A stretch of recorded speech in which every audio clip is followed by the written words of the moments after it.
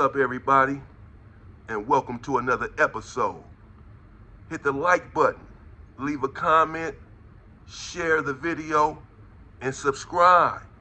Hit the join button and become a member.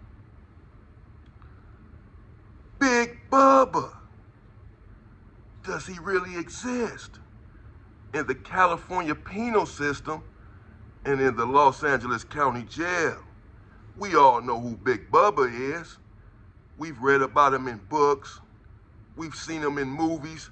Growing up, typically, he's a big black dude in prison, snatching souls, snatching manhoods, snatching backsides. Is it just a myth?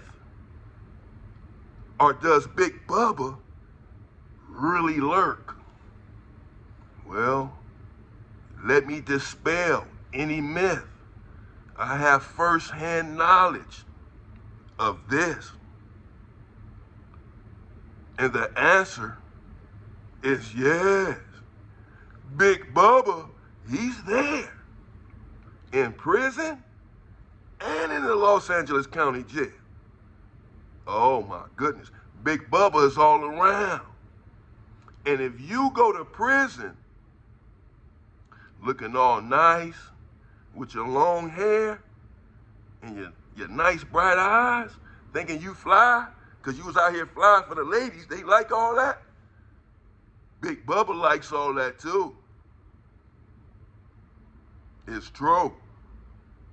Well, the first part of Big Bubba, because I'm going to have to make a whole series on Big Bubba. This is part 1. I have part 2, 3, 4, and probably 5 and 6 coming up of prison predators. Big Bubba took those cheeks. This is part 1. Well, in 1994, I was in Avenal State Prison. Avenal, a level 2. The last place you think you would find Big Bubba. However, he's everywhere. There are dorms in the level 2s, so everyone's right there. You don't have any privacy. So you don't think Big Bubba will show his ugly head. But we were in the hole in Avenal. Very different, cell living, and there are politics in the hole as well. In every hole. And they have group yard and Avenal hole. Most holes have group yard. So just for your race, a certain tier, the lower tier goes out in the morning, maybe the top tier goes out in the afternoon, etc. Maybe 10, 11, 12 people. Only from your race. And I had a G homie in there. He was a Crip. I'm not gonna say where he was from. I don't want to upset these guys. But I didn't do it. Well, there was a young dude in there. His name was Slim. Whenever someone goes PC, or I know they've been tampered with, I have no respect for them, and I will call their names, because all bets are off with them. Well, Slim is one of those guys, and he was claiming Marvin. He might see this video, I don't care. Yeah, because he might still be around. But he was young. He was 19 years old. I was 20 years old. I did 5 months in the hole in Avenal, and then they transferred me from the hole to Corcoran. In February of 1995, as I said, that's when I got to Corcoran from Avenal, where I did 5 months. Did 5 months in the hole then. I was 20 years old. I've been staying strong. Slim was taller than me. It's rare that I meet guys taller than me. I'm 6'6". Of course, they have many people taller than me, but it's not common, it's not prevalent, so I don't meet them often. But Slim was taller than me, skinnier, but much taller. And he was pretty slim, and that's why they called him Slim. But just based on his height, he still has some sort of strength, as far as I'm concerned. But he was young. He was about 20, 19 or 20. I was 20 years old also. Well, the OG homie, he was right next door to me. I was in cell 125. He was in cell 124. We used to talk in the vent all day, all night. He used to lace me on a lot of different stuff. He was well-read, and he was well-respected. Very intelligent, and very strong, and very militant. But when this situation transpired, I began to look at him very differently. Well, he moved the OG Crip, he moved the young dude Slim in the cell with him. Looking back on it now, I know that it was all a setup, that he had an ulterior motive from the very beginning. When he moved Slim in his cell, about 2 days later, just 2 days, he yells in the vent and tells me, "Hey, big fella." I said, "Yeah." He said, "Man, I got one." I said, "You got one?" He said, "Yeah." Now, I know where Slim is from, and these dudes are not enemies. So in the county jail, the Los Angeles County Jail, and some people have asked, and I'm going to have to do an entire series on the Los Angeles County Jail. It is something, and people used to say that if you can survive the Los Angeles County Jail, you can survive anywhere in the world. Now, this is not an exaggeration. In the county jail, people used to come on a tier 2 or 3 at night or 2 or 3 in the morning, and we don't know that they're there until we all wake up. And when we wake up, dudes run in his cell, "Hey, where you from, bro? Where you from?" He say, "Where you from?" And then the homies yell on the tier, "We got one. We got one." That automatically means that he's an opposition. He's an op, an enemigo. And "we got one" means we about to tear him up. So when the OG Crip tells me in the vent, "Man, I got one," I'm really thinking, I'm saying, but they're not enemies. So what is he talking about? I really didn't know. So I'm like, "What? An enemigo?" He said, "No, man." He said, "Man, shoot your line." That's when you shoot your line, you make something with a little string on it to send down a tier. He has something with a little string on it, a fishing line.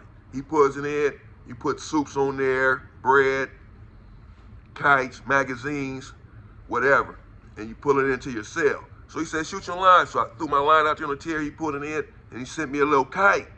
A kite, of course, is a letter, a little something that you write on a piece of paper to your people, to your boy, about saying whatever it is that you need to say. He sends me a kite, and he said, "Bro, I'm telling you, I got one." He said the same thing. I still like, man, whatever. I still was a little bit puzzled, because I'm not even thinking that this is what he's thinking. I'm thinking of him in a totally different light. We go to the yard, group yard, 2 or 3 days later, and after we finish working out, he and I start walking laps together. And he tells me, "Little bro, when I said I got one, what I mean is, man, this dude Slim, he's soft, man." I said, "He's soft?" He said, "Yeah, bro. He young, but he's soft."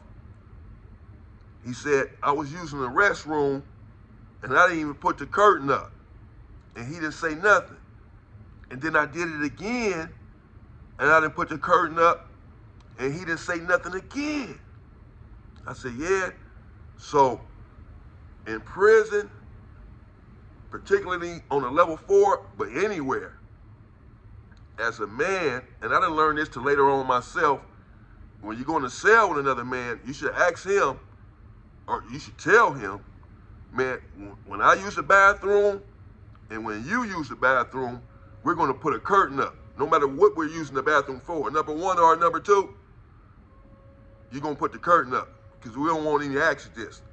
And just out of respect, in case I happen to look that way or whatever, somebody come knock on the door, I look over there and you right there. Nah. And every cell that I got to, I told the person, yeah, it's his cell. I'm moving into his cell. That's true. But some things are not negotiable.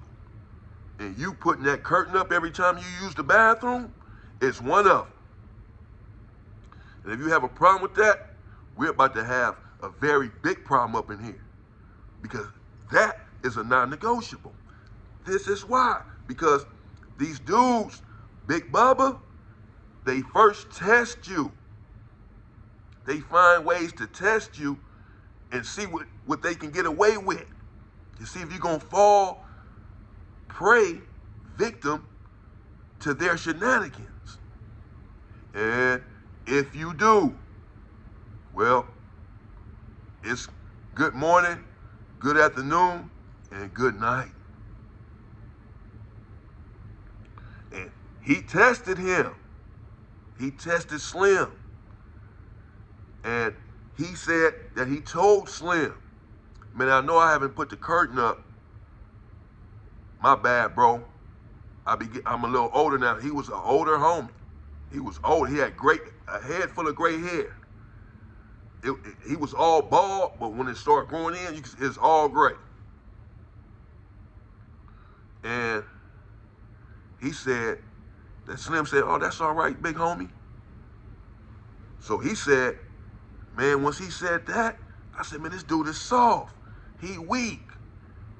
So now it's finally registering to me what this man is talking about and what he has. I'm just 20 years old myself, so I don't really know.